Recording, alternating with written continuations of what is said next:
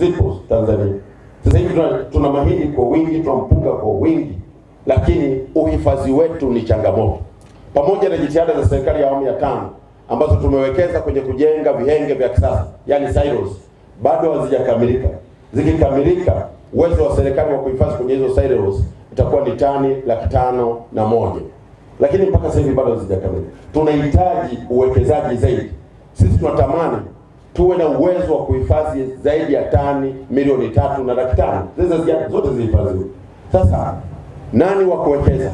Ni sisi wenyewe wa Tanzania, wawekezaji wazuri kama wewe. Kwa hiyo nakupongeza sana na kampuni yako na wengine wote, mwekeze kwenye uhifadhi. Hiyo itatusaidia sana tukiwekeza huko. Lakini uunganishwaji wa masoko na uzalishaji, hili ni swala la muhimu, mmelifanya na mmekuwa mkitusaidia, lakini tunastahili kuongeza bado nguvu zaidi katika eneo hilo. Uwekezaji kwenye viwanda, mmetusaidia kwenye viwanda vingi, mmewekeza, mmewapa mikopo kwenye viwanda, na sisi tunafikiri kwa kutumia ushirika sasa hivi tunataka baadhi ya viwanda vifufuliwe, tunataka viwanda vipya vijengwe, viwanda vya kuzalisha, viwanda vya kuchakata korosho na kadhalika, viwanda vya kuongeza thamani ya mazao yetu. Kwa hiyo ni fursa ambayo ipo, mnaifanya vizuri, lakini tunafikiri bado tunahitaji mikopo zaidi katika hili eneo ili tuweze kuwekeza na kukuza uchumi wetu. Pamoja na elimu ya mambo ya fedha, mmekuwa mkitusaidia kutoa elimu ya mambo ya fedha. Sasa hivi uchumi wetu mkubwa, watu wengi wako kwenye informal sector. Na bahati mbaya hela nyingi, wengi wanapenda zile za kushika, anauza hapa, anapata hela. Sisi tunasema huu utaratibu umeisha, umepitwa na wakati. Mimi nakumbuka kuna siku moja nilienda New Zealand, nilipoenda New Zealand pale, wakaniambia nikaenda hotelini. Nikataka kucheck in hotelini. Wakasema how are you paying? Nikasema nalipa cash. Wakasema no, we don't accept cash. Kwa nini? Wakasema sisi hatupokei cash. Nikasema mimi cash ni nani? Nikasema no, tunapokea credit card. Wewe huna kadi? Nikasema kadi sina. Ina maana kwenu huko hata mabenki yameshindwa kukuamini. Sisi tutakuamini vipi kukaa kwenye hoteli yetu? Kwa hiyo nilipata shida, nikabidi nihame niende kutafuta hoteli nyingine. Wenzetu wako very serious. Na ukiangalia sasa hivi financial inclusion kwetu bado iko chini. Tunasema imefika 65%, lakini bado iko chini. Watanzania wengi bado hawajapata elimu ya namna ya kuwa. Tumeona kwenye pamba kule mmesaidia. Tuliomba wakulima wote wawe na account. Na mimi nimeweka ni lazima wakulima wote wa mazao ya kimkakati wawe na account. Mmewafungulia. Imekuwa mgogoro mwaka huu. Wanasema sasa mbona wanakata hela kidogo, ukiweka benki hawatoi hela zote. Yaani wale wasukuma wale wa pamba wale, wao wanataka kiuza pamba achukue hela zake zote akaziweke kwenye mto au anaziangalie. Sasa ukimwambia unamtuuzia haamini. Sasa hii inahitaji elimu ya kutosha ili watu waweze kubadilika, tuweze kubadilisha tabia, tuweze kufikia pale tunapotaka. You cannot manage economy kwa hela watu wanazo majumbani. It's very difficult. Hela zikiwa kwenye mabenki ndio tutaweza kumanage uchumi vizuri. Na hili nafikiri elimu mnayoitoa tuendelee kuitoa zaidi. Lakini mwaka huu kule kwenye pamba tulipoona wametubana tukajua watatunyima kura. Na sisi tunazitaka kura zao. Tukasema sasa mnaweza mkawalipa na keshi. Wakati mwingine angalia na muda na mazingira. Sasa tukichaguliwa baada tu mwaka wa kwanza wakulima wote lazima kwenye account. Kwa sababu hivi ngoja kwanza. Kwa hiyo baada lazima ubadilike kutokana na muda. Sasa wewe ukisimamia huko watatunyima kura. Wakitunyima maisha yanakwenda vibaya. Kwa hiyo lazima tubadilike kidogo.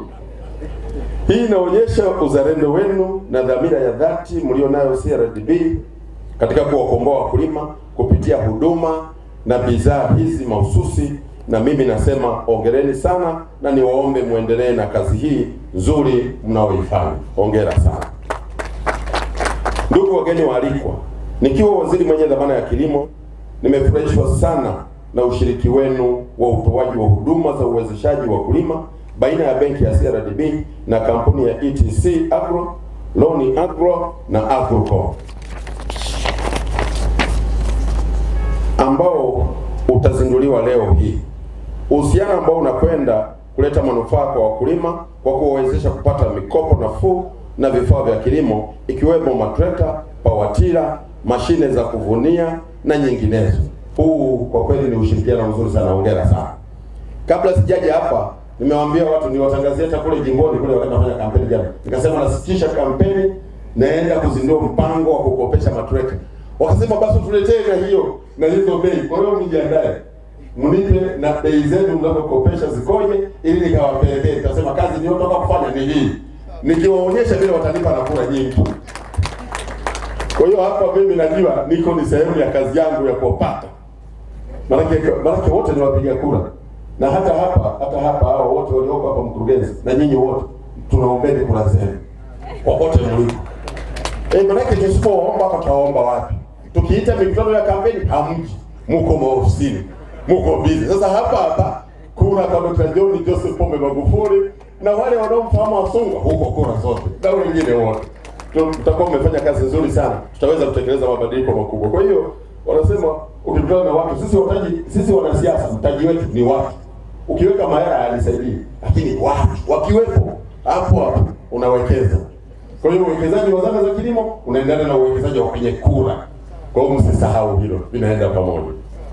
Tunafahamu wakulima wengi bado wako kwenye kilimo cha jembe la mkono, na Tanzania bado mpaka sasa hivi ni chini ya 24% ndio wanatumia zana za kisasa, hasa zile kama matrekta. Lakini wengine wanatumia karibu majembe ya ng'ombe ya kukokotwa na wanyama na kadhalika.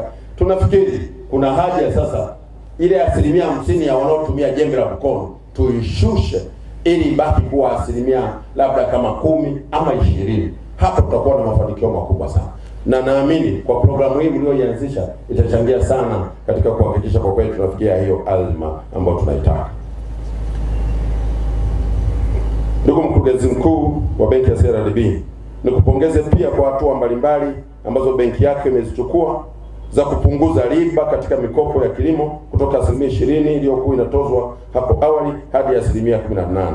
Hii inaonyesha dhamira ya dhati mlionayo katika kufikisha huduma kwa wakulima walio wengi. Hongereni sana. Nina imani mtaendelea kupunguza zaidi ili siku zijazo muweze kupunguza riba zaidi na zaidi kusudi wakulima waweze kumudu hizo gharama. Maana riba ikiwa juu basi wanashindwa kumudu mikopo. Na masharti, nimefurahishwa niliposikia umesema masharti ya hii mikopo haihitaji kuwa na dhamana. Dhamana ni hiki chombo chenyewe. Hii ndio itawasaidia wengi kukopa. Sababu wengi ukienda kule wana hati za nyumba zile za kimila. Na hati za kimila nyinyi mnasema mnazikataa. Kwa nini? Kwa sababu ya kipengele kimoja tu kimewekwa kwenye sheria. Uruhusiwe kumuuzia mtu nje ya mwanakijiji. Sasa hiyo tunafanyaje hiyo? Tutashauriana ndani ya serikali turekebishe hicho kipengele. Maana sasa mtu akishindwa kulipa tunatakiwa taifishe mali zake tumuuzie mwingine. Lakini kwa hili kwa sababu litajidhamini lenyewe, maana yake akishindwa kulipa tunataifisha lile. Tunampa mtu mwingine anaendeleza kazi, anaendelea na uzalishaji. Huu ni mpango mzuri ambao kwa kweli nawapongeza sana.